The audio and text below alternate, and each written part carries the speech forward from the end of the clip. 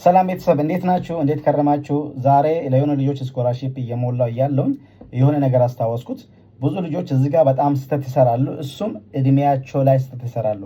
እድሜያችሁን በልደት ሰርቲፊኬት ወይ ደግሞ በናሽናል አይዲ አፕላይ ስታደርጉ ስኮላርሺፕ እድሜያችሁን ወደ ግሪጎሪያን ካላንደር መቀየር አለባችሁ። በኢትዮጵያ ካላንደር የምትሞሉ ከሆነ እድሜያችሁ ከፍ ስለሚል መስፈርቱን አታሞሉትም።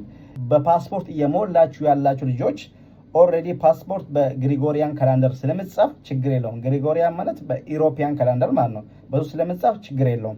ግን በኢትዮጵያ ካላንደር እየጻፋችሁ ከሆነ እሱም ችግር አለው። በዛ አይሞላም ለማለት ፈልጌ ነው። ስለዚህ የኢትዮጵያ ካላንደር ወደ ግሪጎሪያን ካላንደር እንዴት መቀየር እንዳለባችሁ በሊንክ አሳያችኋለሁ። ይህንን ቪዲዮ ኮፒ ሊንክ ሼር ያደረጋችሁ እስከ መጨረሻ ድረስ ተከታተሉኝ። መጀመሪያ ጎግል ላይ ወይ ደግሞ ክሮም ላይ ገብታችሁ ኮንቨርት ካላንደር ብላችሁ ከጻፋችሁ እዚህ ጋር ሜታ አፕ የሚል እዚህ ጋር ይመጣላችኋል። ኢትዮጵያን ካላንደር ኮንቨርተር የሚል ማለት ነው። እሱን ትነካላችሁ።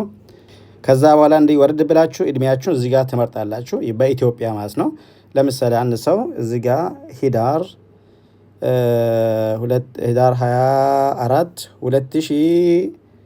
24 2002 ተወለደ እንበል። 2002 ከሆነ በኢትዮጵያ አሁን ስንት ነው የሚሆነው? 16 ነው የሚሆነው። 2002 ተወለደ ማለት ነው።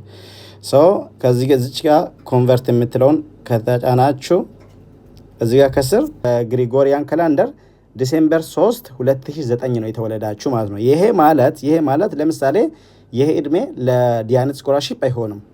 ከግሪጎሪያን ወደ ኢትዮጵያ ካላንደር መቀየር ከፈለጋችሁ መጀመሪያ እዚህ ጋር ያለችው ለምሳሌ ጁን ነው። እስቲ ጁን ይቀመጥ እንደዚህ ጁን 10 እንበል 2026 ነው። 2016 ሳይሆን እሱ በኢሮፒያን ካላንደር 2006 ነው የተወለደ እንበል።